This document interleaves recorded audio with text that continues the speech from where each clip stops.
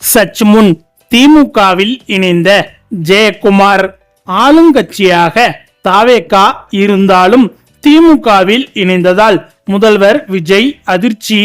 அதாவது எடப்பாடி பழனிசாமி தலைமையில் மாவட்ட செயலாளர்கள் கூட்டம் கட்சி தலைமை அலுவலகத்தில் நடைபெற்றது. இதில் செல்லூர் ராஜு, ராஜேந்திர பாலாஜி மற்றும் ராஜன் செல்லப்பா ஆகியோர் பங்கேற்கவில்லை.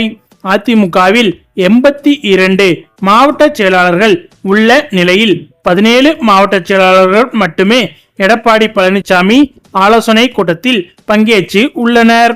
மேலும் முன்னாள் அமைச்சர் ஜெயக்குமார் இதுவரை பங்கேற்காமலும் யாருக்கும் ஆதரவு தெரிவிக்காமலும் மௌனம் காத்து வருகிறார் என்பது குறிப்பிடத்தக்கது. தமிழக சட்டமன்ற தேர்தலில் அதிமுக 3வது இடத்திற்கு தள்ளப்பட்ட நிலையில் கட்சிக்குள் ஏற்பட்டுள்ள அதிகார போட்டி நாளுக்கு நாள் தீவிரமடைந்து வருவது தொண்டர்களை கடும் அதிர்ச்சிக்கு உள்ளாக்கி உள்ளது.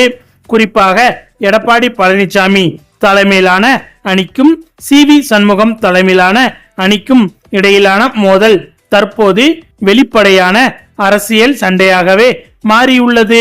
இந்த நிலையில்தான் எடப்பாடி பழனிசாமி தலைமையில் அதிமுக தலைமை அலுவலகத்தில் மாவட்ட செயலாளர்கள் கூட்டம் நடைபெற்ற கூட்டத்தில் கட்சியின் தற்போதைய நிலை, சட்டப்பேரவையில் எடுக்க வேண்டிய அரசியல் முடிவுகள், CV சண்முகம், SP வேலுமணி அணியின் நகர்வுகள் உள்ளிட்டவை குறித்து விவாதிக்கப்பட்டதாக தகவல்கள் வெளியாகி வருகின்றது.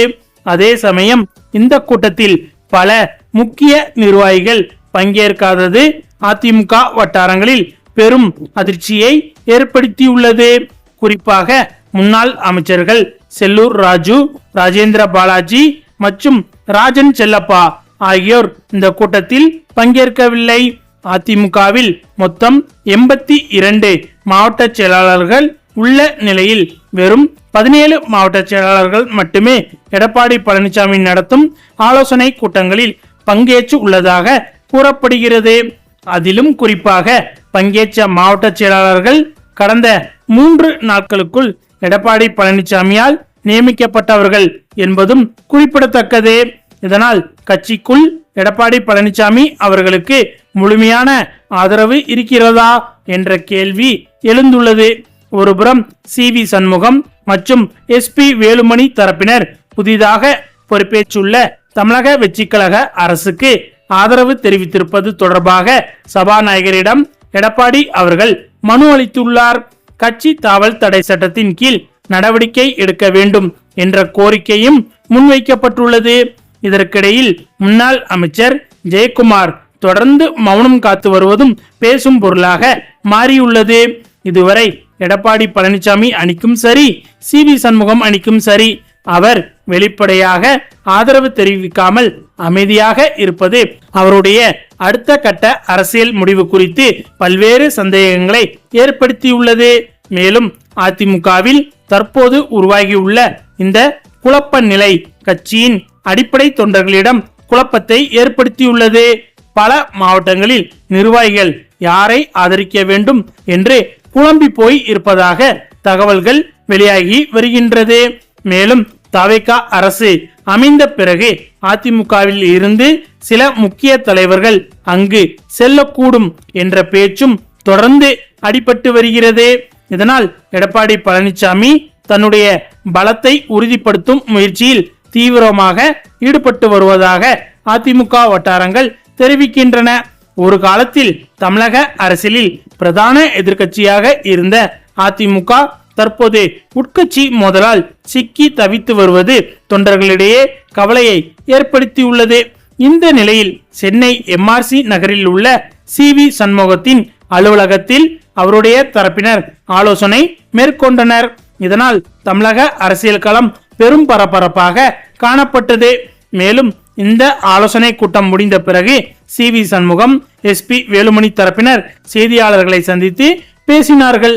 அதில் CV சண்முகம் பேசியதாவது: இந்த தேர்தலில் பொதுச் செயலாளர் எடப்பாடி பழனிசாமி தலைமையிலான அதிமுக மீண்டும் ஒரு படுதோல்வியை சந்தித்திருக்கிறது. இந்த தோல்வி ஏதோ இந்த தேர்தலில் மட்டும் வந்த தோல்வி அல்ல. 2019ஆம் ஆண்டு முதல் அதிமுக தொடர் தோல்வியை சந்தித்து வருகிறது. மேலும் அதிமுகவின் வாக்கு வங்கி தொடர்ந்து சரிவை நோக்கி சென்று கொண்டிருக்கிறது. இது இந்த மாபெரும் இயக்கத்திற்கு மிகப்பெரிய அச்சுறுத்தல்.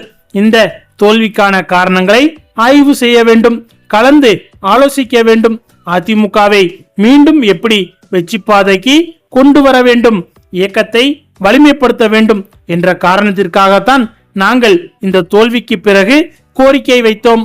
கடந்த 2024 நாடாளுமன்ற தோல்விக்கு பிறகு நாங்கள் அவரை சந்தித்து பேசினோம். இனியும் இந்த நிலை தொடர்ந்தால் நாம் எதிர்காலத்தில் வெற்றி பெற முடியாது. பிரிந்து சென்றவர்கள், நீக்கப்பட்டவர்கள் அனைவரையும் ஒருங்கிணைத்து ஒரு வலிமையான அதிமுகவை முன்னெடுக்க வேண்டும் என்று கோரிக்கை வைத்த போது அதை ஏற்றுக்கொள்ள அவர் மறுத்தார். தோல்விக்கான காரணம் ஆய்வு செய்யப்படவில்லை. அன்றைக்கு மட்டும் உண்மையான ஒரு ஆய்வு கூட்டம் நடைபெற்றிருந்தால் இந்த இயக்கத்தில் என்ன நடைபெற்று கொண்டிருக்கிறது என்ற உண்மை நிர்வாகிகளுக்கு தெரிந்திருக்கும். ஆனால் அதை செய்ய தவறிவிட்டார். வலிமையான கூட்டணி அமையுங்கள் என்றும் தமிழக வெற்றி கழகத்துடன் கூட்டணி வையுங்கள் என்று அத்தனை பேரும் சொன்னோம். தமிழக வெற்றி கழகத்தின் சார்பாக கூட்டணி வைப்பதற்கு நம்மோடு பேச்சுவார்த்தை நடத்தினார்கள். அவர் இல்லை என்று மறுக்கலாம், ஆனால் உண்மை அதுதான். கூட்டணி பேச வந்தவர்களை உதாசீனப்படுத்தினார்கள். கூட்டணி அமையக்கூடாது என்பதற்காக எப்படி பேச வேண்டுமோ அப்படி பேசி அவர்களை வெளியேற்றுவதில் குறியாக இருந்தார்கள். தமிழக வெற்றி கழகத்தை மட்டுமல்ல, தேசிய முற்போக்கு திராவிட கழகத்தையும் சேர்ப்பதற்கு அவர் முன்வரவில்லை.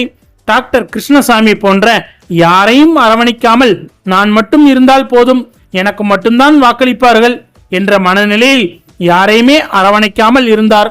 மேலும் இந்த இயக்கத்திற்காக பாடுபட்ட ஓபிஎஸ் ஏதோ ஒரு காரணத்திற்காக தவறு செய்திருந்தாலும் திருந்தி நான் வருகிறேன், எனக்கு எந்த பொறுப்பும் வேண்டாம், ஒரு உறுப்பினராக இருக்கிறேன் என்று கடைசி வரைக்கும் சொன்னார்.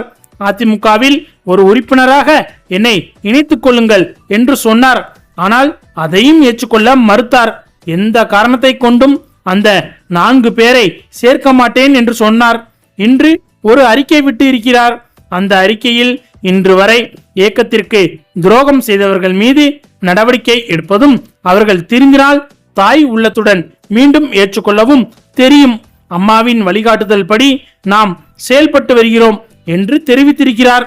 ஆனால் சொல்வது ஒன்று, செய்வது வேறு ஒன்றாக இருக்கிறது என்று கூறியிருக்கிறார். இந்த நிலையில் எடப்பாடி பழனிசாமி கூட்டிய முக்கியத்துவம் வாய்ந்த மாவட்ட செயலாளர் கூட்டத்தை கட்சியின் முன்னணி தலைவர்களில் ஒருவரான ஜெயக்குமாரும் புறக்கணித்திருப்பது இபிஎஸ் தலைமைக்கு புதிய சவாலை ஏற்படுத்தியுள்ளது. அது மட்டுமில்லாமல் ஜெயக்குமார் அதிமுகவிலிருந்து விலக முடிவெடுத்து இருப்பதாகவும், விரைவில் ஸ்டாலின் அவர்களை நேரில் சந்தித்து திமுகவில் அவர் இணைய திட்டமிட்டு வருவதாகவும் சொல்லப்படுகிறது. மேலும் ஆளுங்கட்சியாக இருக்கும் தாவேகாவில் இணையாமல் திமுகவில் இணைவது எதற்காக என்று விசாரித்த போது எதிர்கால அரசியல் வாழ்க்கையை மனதில் வைத்துதான் ஜெயக்குமார் அவர்கள் திமுகவில் இணைய முடிவெடுத்து இருப்பதாக தகவல் வெளிவந்துள்ளது. ஓகே ஃப்ரெண்ட்ஸ், ஜெயக்குமார் அவர்களின் இந்த முடிவு திமுகவிற்கு லாபமாக இருக்குமா என்பது பற்றி உங்களுடைய கருத்துக்களையும் மறக்காமல் கமெண்ட்ல சொல்லுங்க. மேலும் இந்த வீடியோ பிடிச்சிருந்தா லைக் பண்ணுங்க, ஷேர் பண்ணுங்க, நம்ம சேனலை மறக்காம சப்ஸ்கிரைப் பண்ணுங்க. தேங்க்ஸ் ஃபார் வாட்சிங்.